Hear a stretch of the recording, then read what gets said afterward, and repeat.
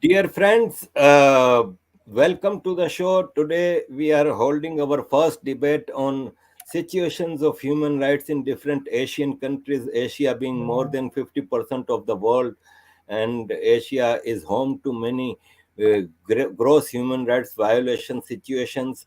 And we at Asian Human Rights Forum, we raise the human rights issues in different countries of Asia, and our monthly newsletter covers many stories of human rights in different Asian countries. Being a human rights activist, we always believe in peace and harmony. And that's why we don't take up arms, and we don't promote violence. But yes, we bring awareness about different human rights situations in Asian countries, and that's the only task we have. I would not take much of your time, friends, and I will introduce my panelists for today's show. First, it is Azim Bhai. Azim Masih is from Pakistan, and he is Vice President of Pakistan Minorities Right Association organization in United Kingdom, and they raise violations of human rights in Pakistan, particularly minorities. Then it is David Vance. David Vance is a very good friend of Asia, and he, as you know, in England there are so many Asians, and they take up their human rights issues in their own countries, living in London. So David is very much aware of different human rights violations in Asian countries. Welcome, David. And then it is Habibur Rahman. Habibur Rahman is president of Pashtun Tahaffuz Movement France, and as you know, that Pashtun issue is a very serious issue. They are branded terrorists, but they are biggest victim of terrorism. And Pashtuns of Afghanistan and Pakistan are facing one of the serious violations of human rights in Pakistan, particularly. And then there is Salih Hudair. Salih Hudair is foreign minister of government in exile of East Turkistan. China has named East Turkestan as Xinjiang province of them, and China has occupied by force. And we hear very much about human rights situation in East Turkestan, particularly their concentration camps and their right to religion, right to freedom of speech, right to gathering, many kind of human rights violations. So they will speak about their issues, and after once everyone has spoken, we will take questions. So friends, you can prepare your questions and post it so that we can take up once question answer session is started. For the first speaker, I would take a neutral person, David Vance, who will speak about situations of human rights in different Asian countries, and Bhutan being a very powerful partner of different Asian countries. So, how Bhutan government should react to the human rights situations in Asia. David, welcome to the show, and floor is yours now. Hi, Arif. Thank you so much for the opportunity to be here, and a warm welcome to everybody watching this. So, look, I mean, you're talking about human rights violations in Asian countries. I look upon London as an Asian country virtually these days, such has been the demographic changes we've got. And one of the things that unites us, all of us on this call, is that the human rights violations, which we see in various Asian countries, various degree in various ways. We also see the same thing happening here in the UK. There are many UK towns and cities, not even just London, where it's exactly the same. It's the same intolerance, the same hatred of particular groups. So, I feel a strong connection with my Asian friends because we face the same enemy. I mean, let's just call a spade a spade. We have absolutely the same enemy, and they're trying to basically terrorize us into silence. and to take away our rights. Now, when I look into Asian countries, I mean that's a big number of countries, Arif. There's lots of different countries we can talk about. There are, in my opinion, the authoritarian uh, countries such as China, for example, which has little regard for human rights as far as I can see. So we see that. We have good friends here regarding Pakistan, and we know precisely how intolerant of human rights of minorities that particular country is. And here's one of the big connections. Pakistan is one of those countries which is basically supplying the UK with a very fast growing demographic. So there's a clear link, absolutely clear link in terms of what we face, and we have to stand up to these people who would take away our human rights. You see, here's a point for me: where do human rights come from? That's a fair question. Where do they come from? Well, my view is that they are given to me, not by any politician, not by any man, and no man will take away my human rights. My human rights to assemble with my family, to speak freely, to live my life, to peacefully go around coexistence. These are not demands. These are essential. And so I think it's really important that people like me in the West help my friends in the East, in the Asian countries, because we are heading into the same area that many of you folks know only too well. And I want to do whatever small amount I can do to highlight the problems that you guys face, because these are the same problems that we are rapidly facing, not just in UK, but in France. You can name your countries. Oppression, intolerance, these must be rejected. And those who would impose such restrictions on us and on our lives must be treated with the utmost most contempt. And Arif, you're right. You said in your important introduction that we all seek to bring about change peacefully. And that's important to say. But that doesn't mean that we must tolerate evil and tyranny and oppression. None of those things are tolerable to my mind. So look, I'm, as I said, absolutely delighted to be here with you folks. I'm here to learn probably a lot more from you than you learn from me. But I just want you all to know that your concerns are my concerns, and they should be the concerns of many other people who live where I live here in the UK. Because, as I say, we have bonds of humanity between us, and those are the things that they will not break, and we must stand together. So, Arif, that's basically my intro. Thank you, David. And you are right. We can only raise the issues peacefully, and we don't have any other choice. Of course, Bhutan is a major global power, and it has influence in many Asian countries. So I hope that Bhutan will play its role in improving the situation of human rights in different Asian countries. Now, I would like to invite Azim Masiji. Azim Masiji is Vice President of Pakistani Minority Rights Organization, and PMRO raises the issues of Pakistani minorities. So, Azim Bhai, floor is yours now. Thank you, Brother Arif, for giving opportunity to talk about minorities in Pakistan. I know we discussed about the human rights issues everywhere, but what I think is that the issues in Pakistan are much more tense than anywhere else, especially because we work for minorities, and minorities in Pakistan are suffering, and you can see news every day. The churches are getting attacked. The girls are getting forced to convert, and they're kidnapped. Even the underage girls are getting taken away from their parents, and they're forced to get married. So the situation in Pakistan, if I'll go outer side of minorities, you can see that there's intolerance in between all the political parties. Nobody want to accept the other one.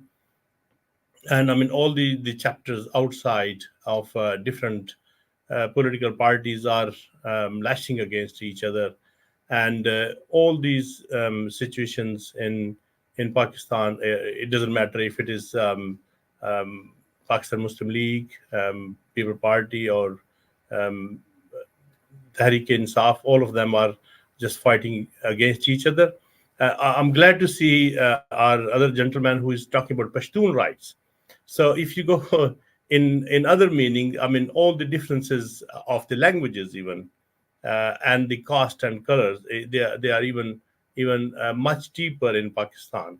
So if you go in, let's say, if I'll give you a simple example. I mean, the different castes, they don't accept the other caste. Actually, although they are all Muslims, I would say, but they don't accept, they don't get married with each other. So the differences are too much.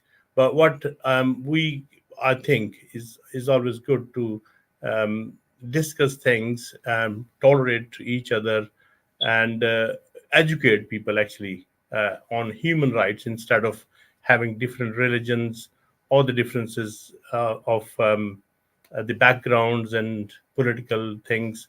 I think that's my message at the moment, is that we should raise our voice as much as we can. But I can see that it's not only for the minorities in Pakistan. There are different things oppressing each other. If you go to the provinces, I mean, some provinces have more rights than the other one. Some provinces have more control than the other one in Pakistan. So all those things are mixed up, and those mixed up things are making more trouble for the humans living in the Pakistan. Thank you very much.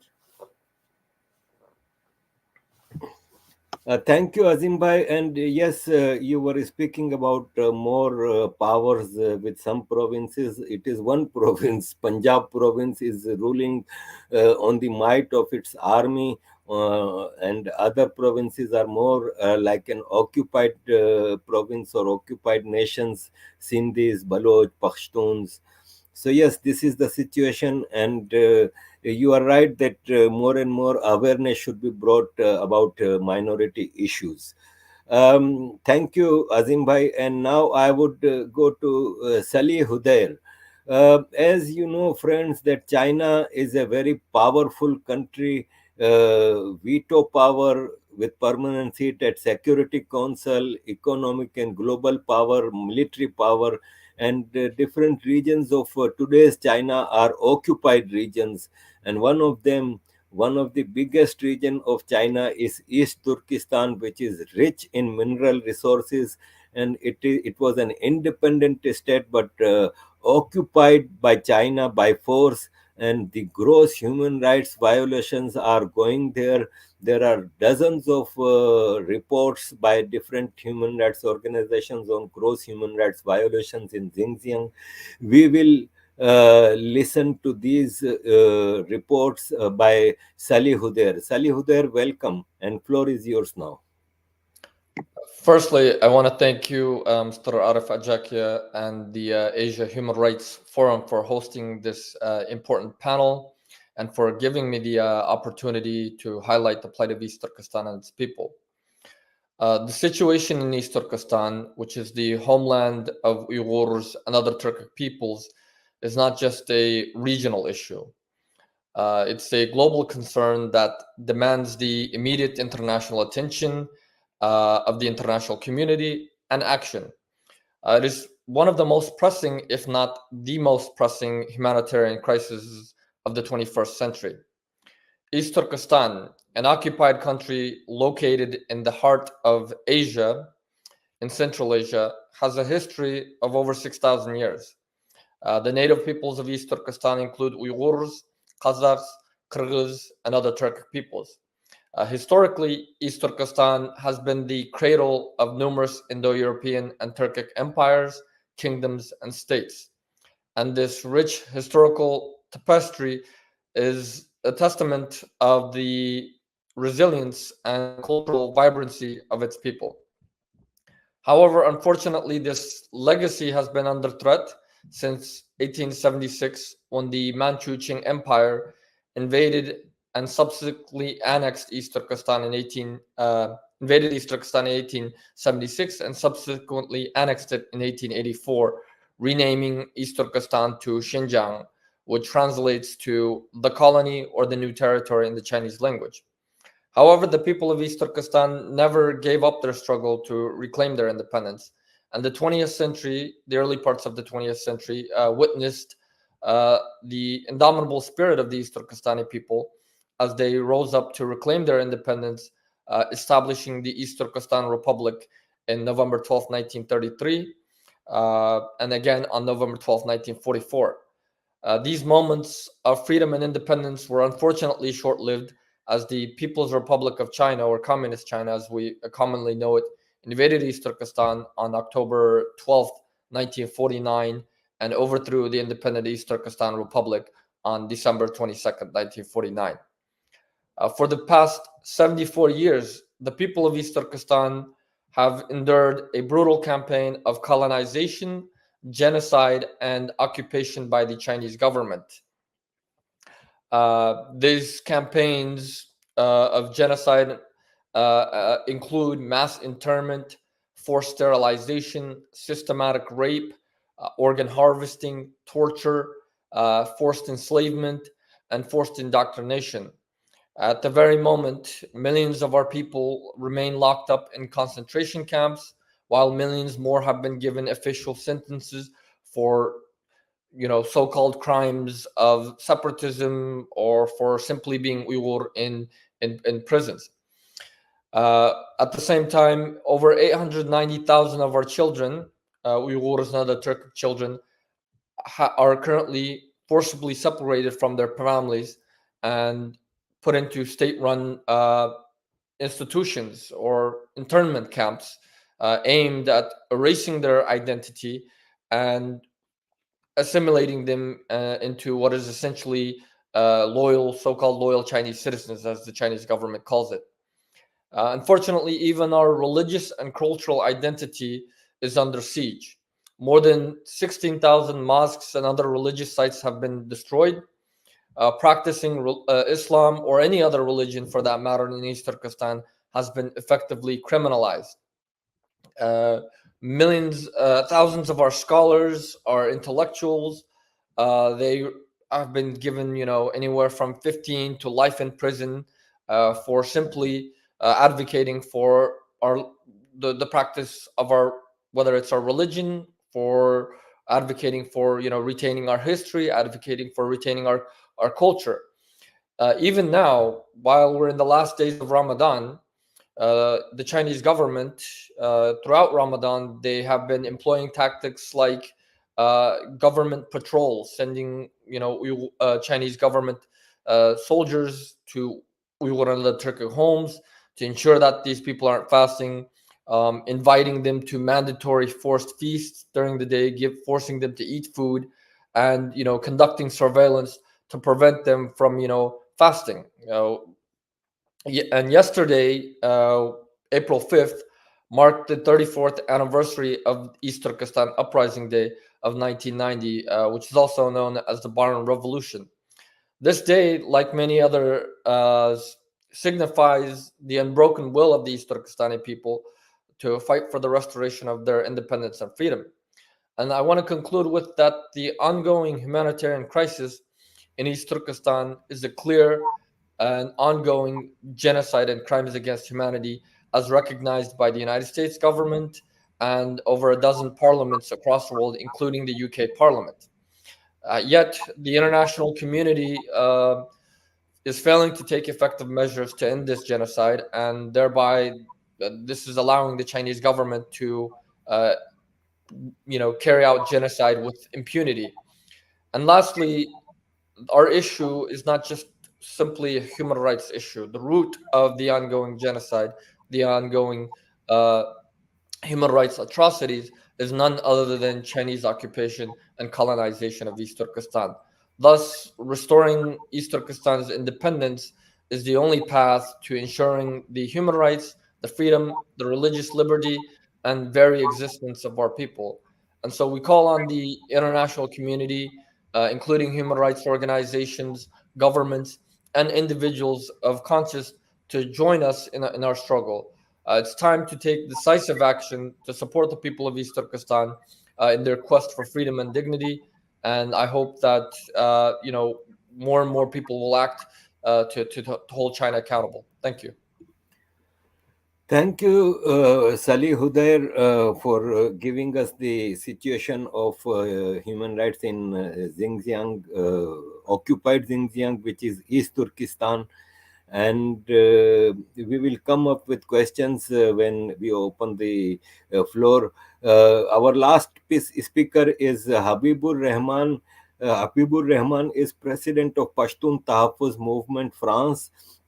And Pashtuns are one of the most oppressed people in the world, because they are branded globally by Pakistan as terrorists, but they are the biggest victims of terrorism.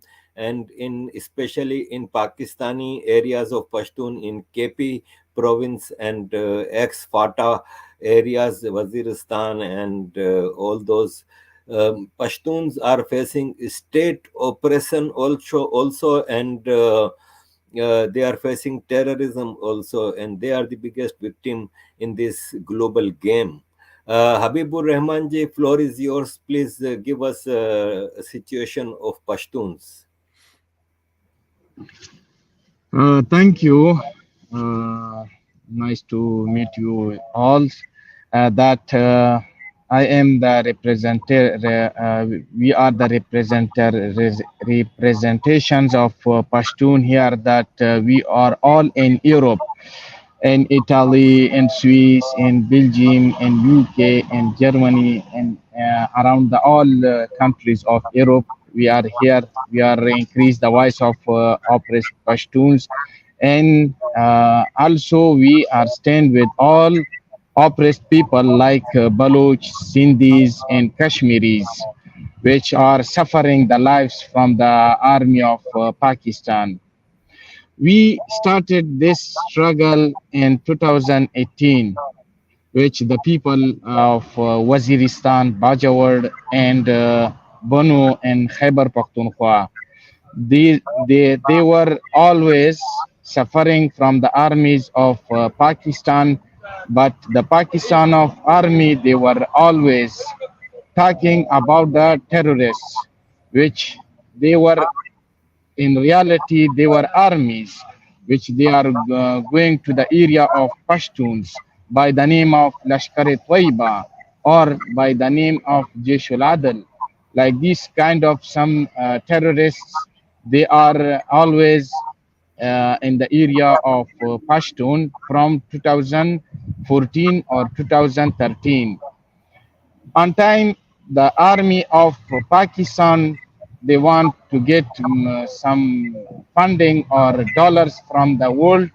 Then they making a group of terrorists, and after that they are sending them to the area or the areas of Pashtuns. And after that, they are going by the name of securitism. They are doing operation, and they are bombing the houses of Pashtuns, or and also they are disappearances the Pashtuns, and after that they are calling on the world that they wanted the dollars or for making operations by the name of anti-terrorism. But Pashtuns are not terrorists. Pashtuns are always the victims of terrorism. The army of Pakistan, all the world now knows that they are training to the terrorists, and this army of Pakistan, they are terrorists, and also they has the factories of the terrorism, which they also are sending these terrorists to Afghanistan by the name of Al Qaeda or by the name of Daesh. And also in Balochistan, in Kashmir, in Sindh, They also sending these kind of terrorists, and after that they are doing the operation, which after that they are killing the common people. These terrorists in the day they are terrorists, but at night they are armies. They are doing two faces policies with the world. And now we found the way to go to international human rights that the actions of Pakistani armies are violation from human rights. And we are always together, oppressed people. We will we will be joined in the future, and we will always go to the international human rights organization to increase the voice of those oppressed people which are suffering from the army of Pakistan. Thank you. Thank you, Habib ur Rahman. And now we will open the floor for the questions. Let me take this liberty to have first question from my side. And my first question is to David Vance. That David, tell me, China, Pakistan, they are violating human rights with impunity. And in Pakistan, there are genocides of Pashtuns and Baloch going on. Pakistan is worst place for minorities. In China, as Salih Hudair explained us, situation of East Turkistan, and then there is occupied Tibet, and then there are situations of human rights in Hong Kong.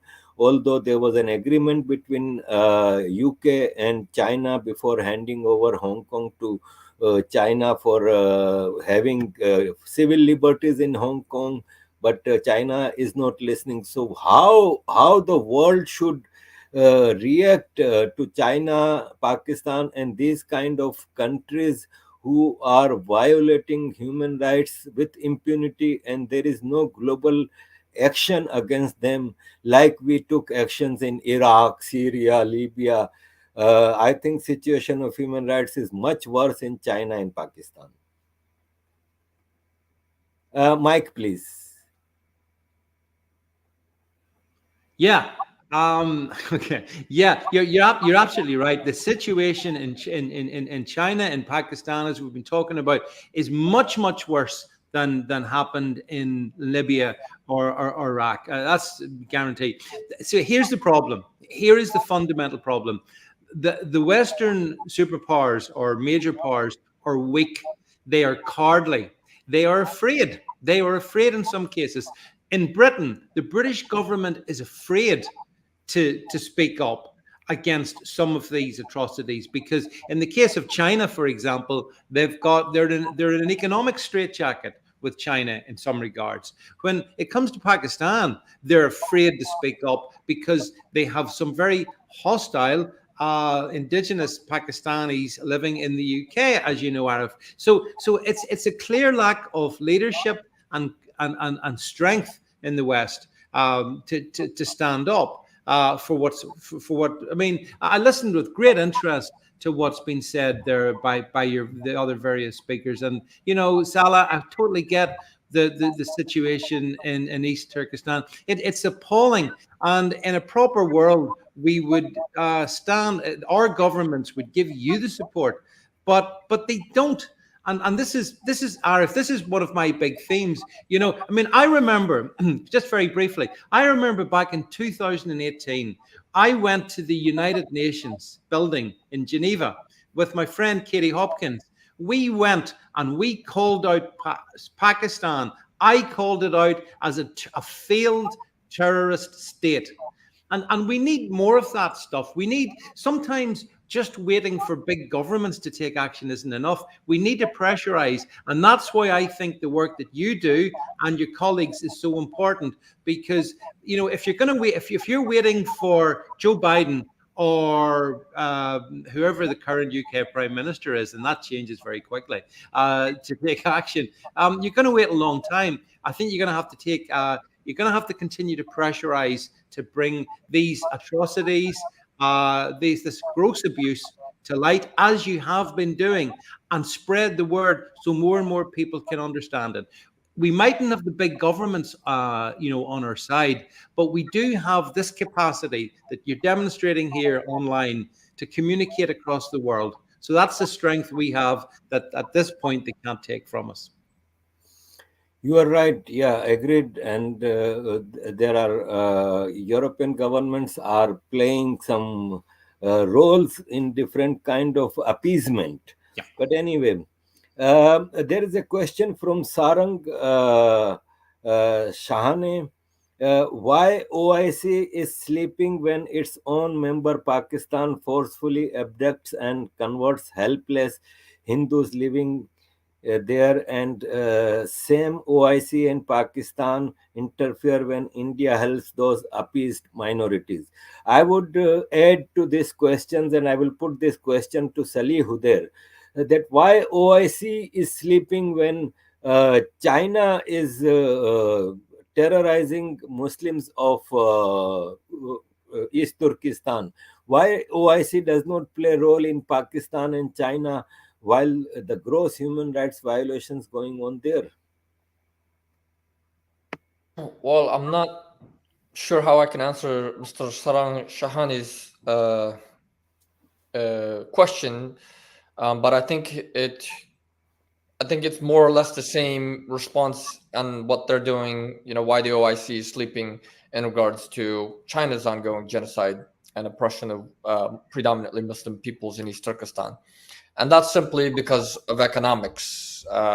One, two, the political ties between the countries and member states of the OIC. For example, the OIC, majority of the OIC states are, I would say, at least half of them are Arab states. The other half are, other Muslim states across the world, but they all have deep economic and political cooperation with China. Um, and that's why, in our case, they don't criticize China; they ignore it. In fact, they laud China's um ongoing genocide and occupation in East Turkestan. Again, the same way that the Pakistani, government is calling the Pashtun population as terrorists. This is what the Chinese government says as well, that we're engaging in so-called anti-terrorism. And the OIC delegation, which has visited East Turkestan, has praised the Chinese government's so-called counterterrorism efforts and so forth, despite the destruction of over 16,000 mosques, despite the fact that people in East Turkestan can't even pray, despite the fact that the Chinese government called Islam an ideological virus. Because again, at the end of the day, it's unfortunately economics and political relations. China, many of these OIC member states are part of China's Belt and Road Initiative, which is China's multi-trillion-dollar infrastructure project on appearance, but essentially it's a Chinese project for global supremacy. And because these countries are part of that, they're silent to it. Also, secondly, because the other important aspect of this, and this is also why the OIC is silent when it comes to um, Pakistan, and while it's criticizes India, is because of the East-West dynamics. So the OIC is inherently against the Western system of governance. It's against the Western world. So India is one of those nations which is a democratic nation which aligns with the Western world, and that's the reason. Because the Chinese are against the West, and because they are trying to push back against Western influence in the Middle East, in South Asia, and Central Asia. That's why the OIC is supportive of China. Another political reason of why, and that's because India is part of the Western Bloc in the eyes of the OIC and others, because it's a democratic nation. Therefore, they're sticking out for their own member, Pakistan, despite the atrocities that Pakistan is committing. Agreed, Salih. The next question is by Why Me? Arif Ajakia, dear panel members, Namaste. My question is, what do you think about the Hindu girls in Sindh getting abducted? What do we need to do to help them? I will put this question to Azim Bhai, who represents Pakistan Minority Rights Organization. Azim Bhai, any reply? Gee, yes, thank you very much. I was happy to answer the first question as well, because it was for the Hindus, which is a big minority in Pakistan. Yes, it is a problem. Hindus are forced um, to convert, but it's more girls actually. And what our friend said, that what we can do actually, um, as we discussed, we were discussing a few minutes ago, most of the girls are forcibly converted in Hindu girls are forcibly converted in Sindh area, and we're not getting news on time even. There's a lot more disconnection in between mainstream media and even in social media. So we're not getting news on time. Anytime we're getting news, as somebody from different organizations, they do actually try to control the situation, but sometime it's too late actually. When we will get to know, I mean, the girl is already converted, already in marriage, and maybe she has it's a child as well. So it is a problem basically. um, and my friend said that what OIC can do. OIC is not interfering in the inner, I mean, the matters of any country. So they only control the international side of things, and we actually we are helpless, to be honest, to protect any girls. It's not only Hindus; the Christian girls are facing the same thing. I would say not only the Christian girls, any poor girl in Pakistan is facing the same challenge. Whoever has power, whoever ever has control, will take the advantage of that situation. So it's not only for the minorities actually, and not only for the Hindus. I know it get more highlighted, but on the other hand, I have to remind you one girl who was forced. I mean, I won't say forced, but I think somehow it was wish of the girl as well. In Nankana Sahib, she was taken, and then she was forced back to the family. I mean, the Pakistan army interfere, and they force that family and the girl to come back to the family, to his parents. So, I mean, I agree that if right channels are activated to control the situation, it is possible to control the forced marriages and forced conversion. As a minority, it is my concern. I mean, uh, and as a human rights activist, it's my concern for every girl or every person who is forced to force for anything. I would, let's say, there are like 400 cases of blasphemy in just last year, and they're not all against the minorities; they're against the majority as well. So the concerns are there for every human, to be honest, not only for the minorities. So the majority girls, whoever is a poor, will get face the same situation. I know it get more highlighted when it's minority girls, but believe me, all the people. I mean, like we were discussing about the different provinces. Whoever has the power will control the situation. So it's not only only for the girls, if for everything. I mean, the resources. I mean, Arif Bhai just said it's one of the province, but I can't say that. And I mean, our Pashtun friend said for one of our establishment, but I can't say that because I do not have that concrete proof. But I know that the interest community has interest in Pakistan, in Afghanistan, and in Soviet. So that was the time when, I mean, a lot of dollars was pumped in, and I mean the Wahhabism was introduced, and a lot of jihadism was introduced at that time. So the things are not actually that straightforward. And I don't. I mean, my friend, the Pashtun friend, is not happy because they are labeled as terrorists. I don't think they are labeled as terrorists. I mostly live in Punjab and in Islamabad, and my best friends are Pashtuns, and they're very loving people. I don't know from where he got the idea that they've been labeled as terrorists.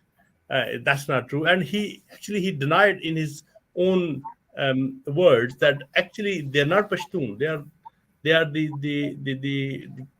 army people. Basically, they are doing the terrorism or something like this. But they're trained. They are paid for that. So we shouldn't blame them for to achieve their own goals. Okay. So for the question, the answer for abducted girls in Sindh is much complicated because we're not getting information on time. Although a lot of people are working there, but we're not getting information on time because of lack of communication. Even the social media is there, but we're still not getting enough information. Thank you. Well, Azim bhai, you are right, but the situation in Sindh is different than Punjab. In Punjab, there are many organizations working for the minorities issues, but in Sindh, there is virtually nothing, no one. And ABC has reported there that in Pakistan, on average, 1,000 Hindu girls are converted by force every year. So situation in Sindh is very severe, and even if the information comes immediately, the parents of the girl go to the court does not give any relief to the family. In one of the cases, a 14-year-old girl was kidnapped, raped and forcefully converted, and when she was presented in court and she agreed that I was forcefully converted and I am 14 years old, so I am underage. According to constitution of Pakistan, I cannot change my religion, etc., etc. Court agreed that it was a forceful conversion, so court said that send her to Darul Aman, a place for Safety. unattended women. And the parents said that it is our daughter, give her to us. Why are you sending it to orphanage? And court said no, she will go to. And after 2 months, that girl was handed over to the rapist again. So in Sindh, even after information, there is no voice raised. In Punjab, situation is different.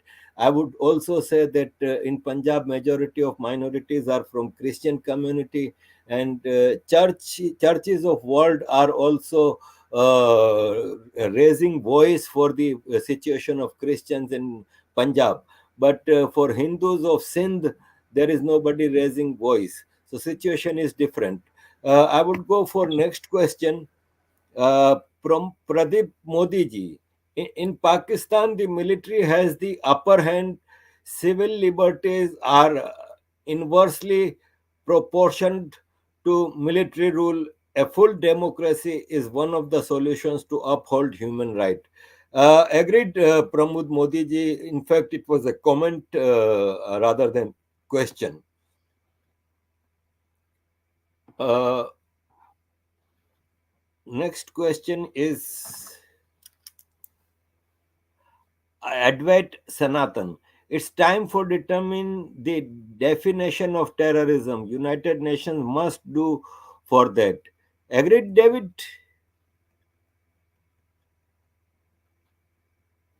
Yeah, absolutely. But this is a perennial question. We do need to have an agreed definition of terrorism.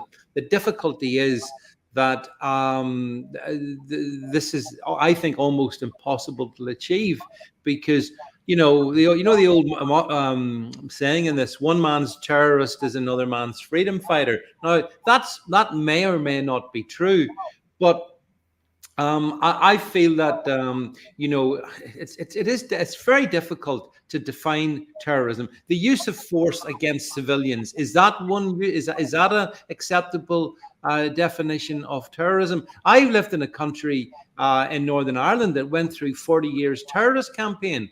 I've had family killed by terrorists. I know what terrorism is. Don't get me wrong. I'm very clear on what terrorism is. I think terrorism is a universal evil. I think that.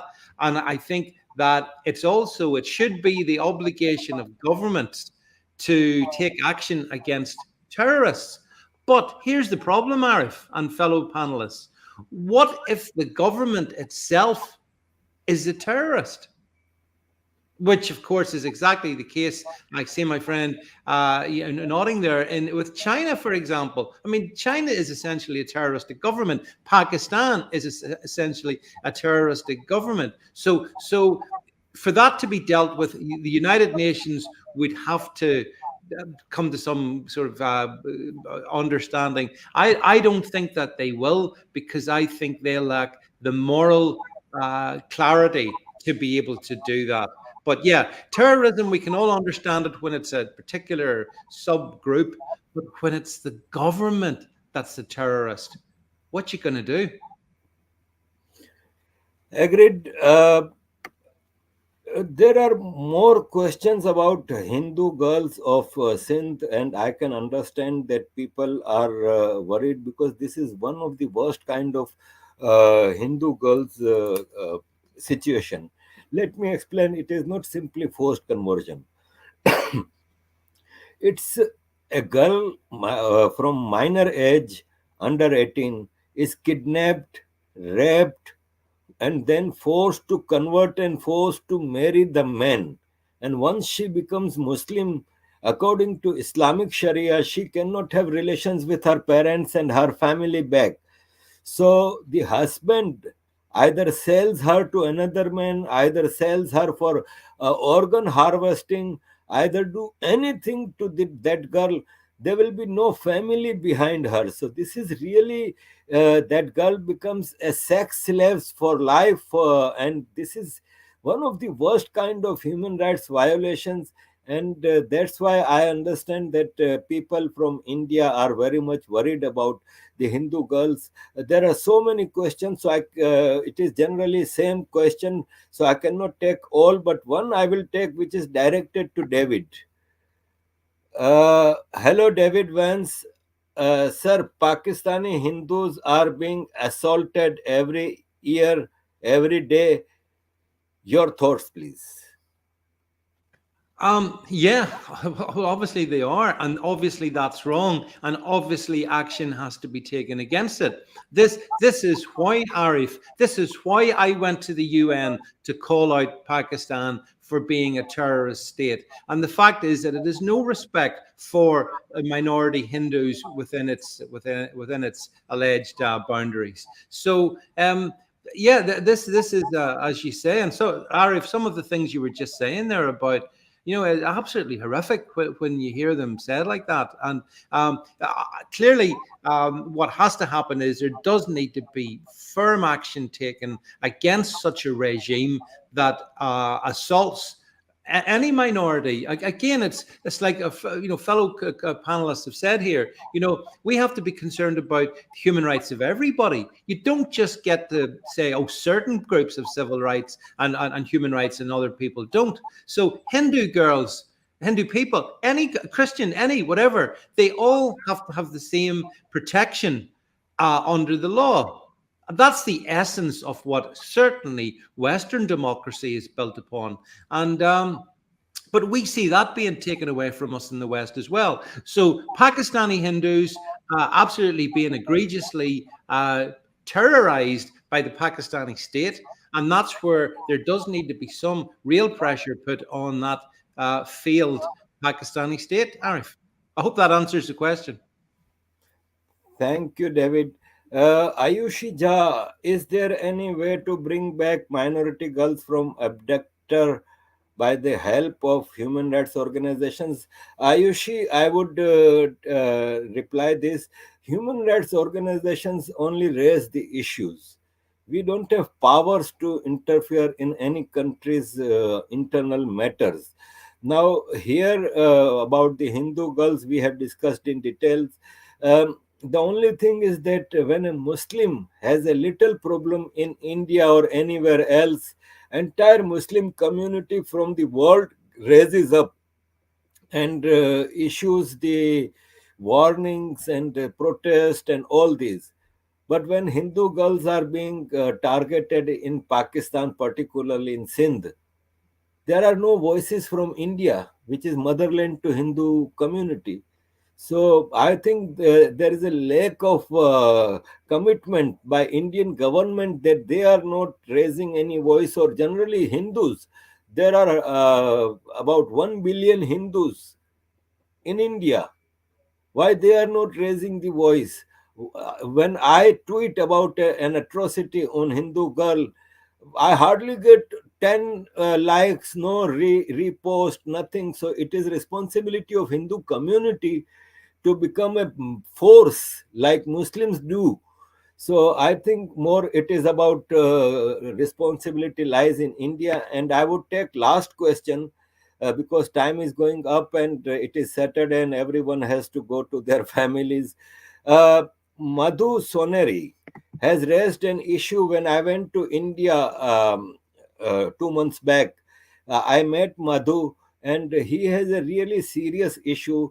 There are hundreds of fishermen belonging to India are in jails of Pakistan and belonging to Pakistan are in jails of India because of strained relationship between both these countries.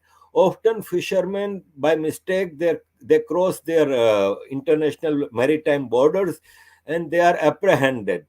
And I am in contact with some of friends, political friends, who often go to jail, as in Pakistan army puts politicians in jail for to pressurize them to change the allegiance.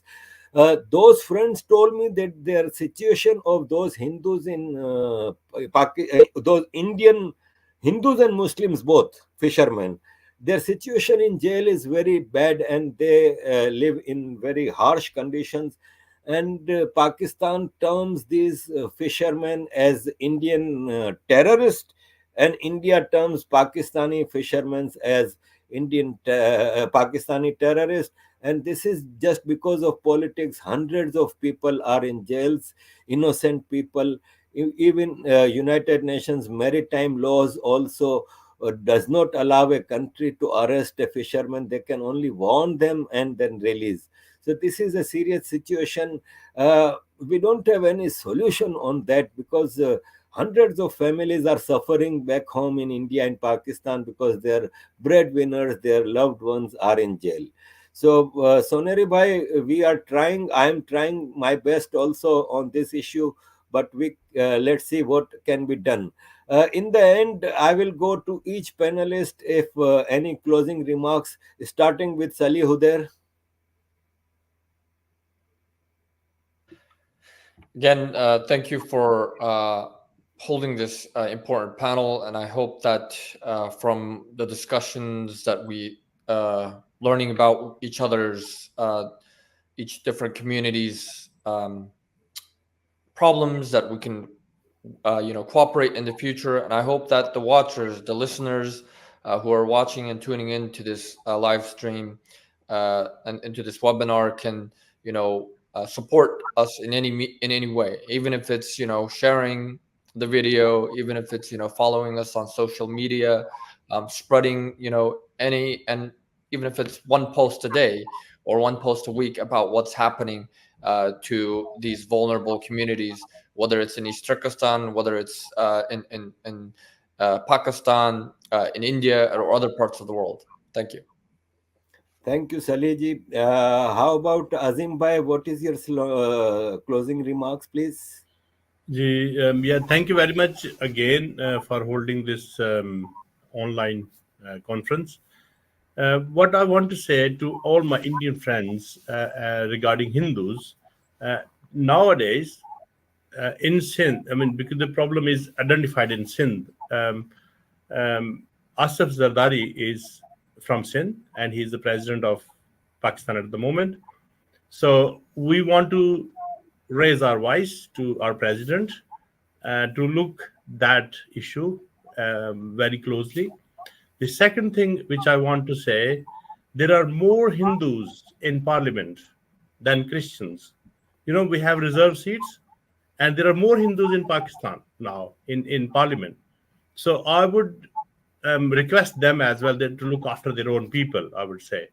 And all people who have concern in India, they should get in contact with those representatives who are representing Hindu community in Pakistan. So that could be another solution. But sitting in England, we couldn't find any Hindu, to be honest. So I want to take opportunity. If any Pakistani Hindu, I mean, we can't take Indian Hindus with us, but any Pakistani Hindu in England can contact with us, or any Sikh, Pakistani Sikh, can contact with us, so they can be a part of our team, so we can work more toward that. The other thing is, I will raise voice through APPG for Pakistani minorities in British Parliament as well. So I'm sure this video will go to them as well, and we will raise this issue in British Parliament as well. Thank you very much. Thank you, Azimji. Habib Bhai, any closing remarks from you, please?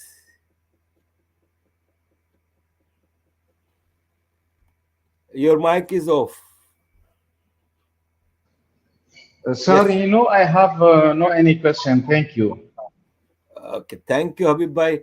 David, any closing remarks? Yeah, just a couple of things. First of all, I want to thank you, Arif, for all the incredibly hard work that you do. I want to thank all the fellow panelists. I think you've made lots of really good points. So much food for thought. And one of there's two things. Number one, activism is important. It's really important, and we shouldn't look to other people to speak up. Each of us has that obligation to speak up ourselves. That's what we have to do. And that's what I think in our different ways we're all trying to do. And then this final thing from me is just to say, we have this sense of shared humanity. And what affects my friends in wherever, actually, doesn't matter. It affects me. We're all linked within humanity, and we should raise our voices against tyranny, against terrorism, and against those who would treat people so badly. So thank you so much, Arif, for the opportunity. It's great to see you again. Thank you, David. Thank you, friends, for joining us today. And we tried to raise the issues of different Asian countries. There might be some lack of taking up questions, but still we tried our best. And it is our first show. We will keep making the shows. We have a monthly newsletter. Our March issue was issued yesterday. And if anyone wants to have that issue, they can contact us. Thank you very much, David, Azim Bhai, Salih Bhai, and Habib Bhai. Thank you very much. Have a nice day.